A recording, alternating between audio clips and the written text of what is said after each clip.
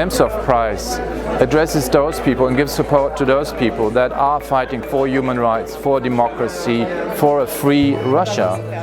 That is why it is so important to make sure that they get the support they need, as much support as we can give to them, but also to make clear and make a statement in Western countries that we need to give this support, that we need to address human rights violations, that we need to confront Mr. Putin and his people with the things that are happening under his auspices in his own country, and that it is his duty to protect his people and not to break their human rights.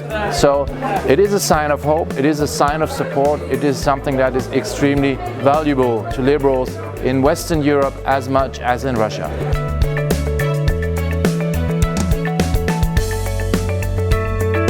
Lev Schlossberg is a great laureate of the Boris Nemtsov Prize because he does something that the Russian state propaganda does not do.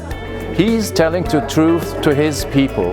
He has been revealing that Russian paratroopers have been fighting in Ukraine and that some of them died and that they were buried in his area. And he has been publishing that. He was the first to tell the truth to the Russian people. And that is what we need in Russia. We need to make clear that state propaganda is not what people are entitled to. They are entitled to reports and journalism that is telling the truth and that gives people the power to take their own decisions, but to take informed decisions. And this is something that we need to support. I believe that state propaganda which comes from the Kremlin is something that is harmful for the Russian people, but is just as harmful for its neighbors, for Lithuania, Latvia and Estonia, for Germany, for Poland, for all of our countries in Western Europe. It is divisive, it is trying to break up our constituencies, it is trying to split our societies, and it is supporting the wrong people. It is supporting right-wing, extremist, anti-European racists and fascists in our countries. And we should be aware that this is done by the Russian government.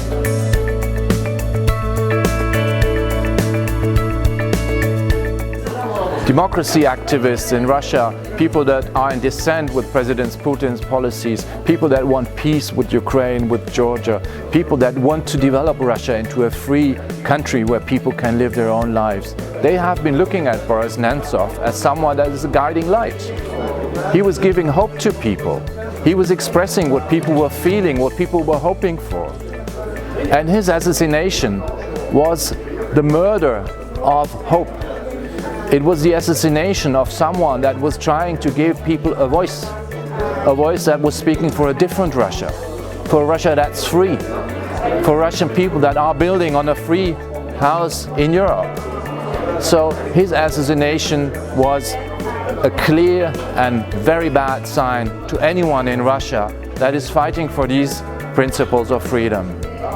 And we must live on in his legacy, and that is very wonderful how Lev Schlossberg has put that. He says to live on with the legacy of Boris Nemtsov means campaigning on his ideas, not give up on his ideas, fight for his ideas in the future, and never give up the hope that Russia can be different, that Russia can be a free and a democratic country.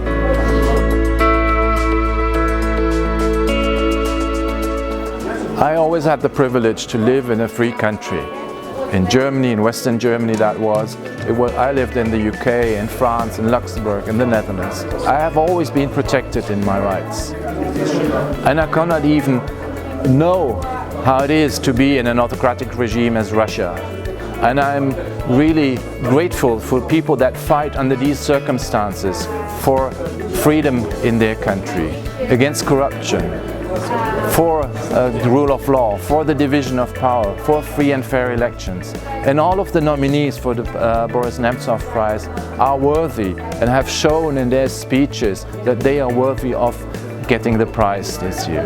And I really wish all the best to all of them, because each of them was addressing different issues, and each of these issues was worthy of receiving a prize, and it is worthy of our full support in the coming years. If Russia wants to change, it really needs these people that are fighting for a different Russia, and it needs that these people get heard more and more in the future.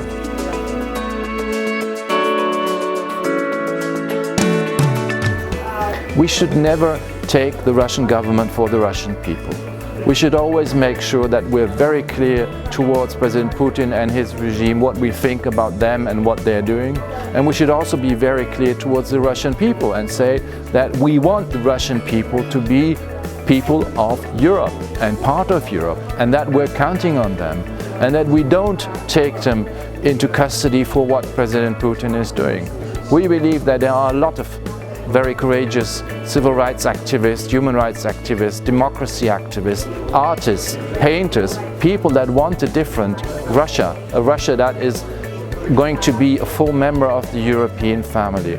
So it is important that as people living in the West, that we keep up the contact, that we invite students to come to Europe and have their studies here, that we have an exchange of pupils, that we have an exchange of artists, that we have an exchange between scientists, that civil society is talking to each other, and that we give all the support we can to civil society activists in Russia. We need to talk from people to people, because that, at the end of the day, will make the real difference.